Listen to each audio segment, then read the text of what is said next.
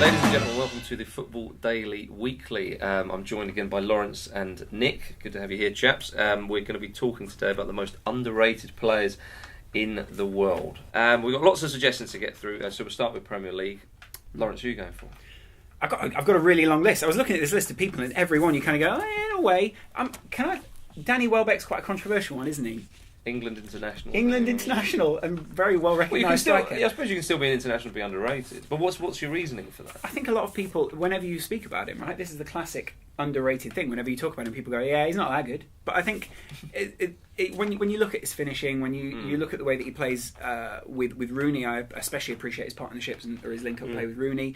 And I think potential-wise, he's certainly one of those people that you have to look at and say, yeah, I'd actually quite like to see him in the England team. I also love his celebration. Doing the Danny Welbeck, there's nothing more satisfying than that, right? Well, let's see what the good viewers have been saying. Caleb says Hernandez. Hernandez. It's very underrated by a lot of people, I think. Especially Hernandez. Moyes. Especially Moyes. He probably should be getting more games. But if you say underrated, go to Mexico, and they can't stop raving about him. So. Well, I think that's it, isn't it? We can talk about underrated players. Perhaps they're rated in other countries, so we've really got to say in England if they're underrated. Right. But I think it's a good point that you say.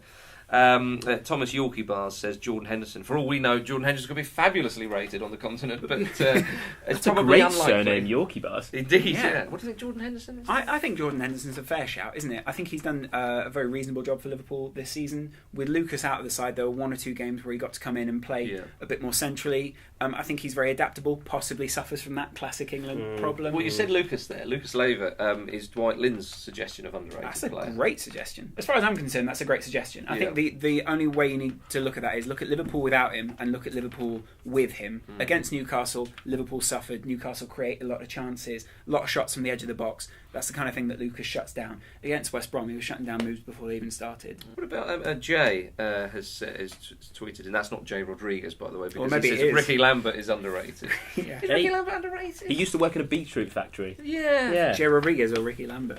Maybe both. Yeah. Well, it's true, but I mean, I think Ricky Lambert's on the radar now, isn't he? Very much so. He's playing for England. He scored a few goals. Is he underrated? I think he's still underrated. I think he's a brilliant player. Really, really top draw striker. Well, we'll move on to we're going to talk about a few players in Serie A, and I love this. At Sharpie8 has tweeted it. Said Antonio Di Natale.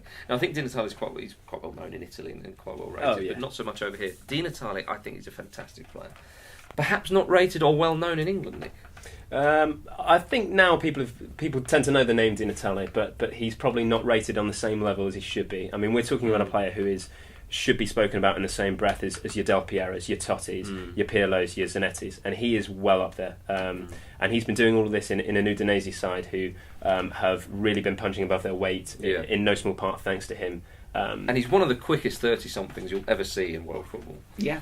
Lawrence, what about Jerome Boateng? Not highly rated among the fans. I think that's a fair shout, isn't it? I think he is. I think he's also reasonably rated. Well, the trouble is, I think the reason why I think it's a fair shout is in that fabulous Bayern Munich side, and of course you immediately look at the Ribéry's and Robins, Thomas Müller and whoever else. We've got Thomas Müller. Well, Matt Tovey's said sensational player. Thomas Müller is so underrated. I'm sorry, Matt. We all disagree with that, don't we? I think he's underrated. Well, you think he's underrated? I think he's actually underrated because I'll tell you why. Because on. I would put Thomas Müller in my world 11, and I don't think that many people would. This is it. Contrasting opinions. Cartola's said Fred. I'm assuming that's Brazilian striker Fred. Yes. Is he underrated? Again, very reasonably rated. Should he kill a lion every day from now until the World Cup to try and get in the Brazilian side? I feel something's lost in translation there. No. But he's a braver man than me, if that is literal. Yeah. And also, I think a lion charity should be contacted in that case. Indeed. Well, I'm afraid that's all we've got time for today, chaps. Thank you very much for your comments, though.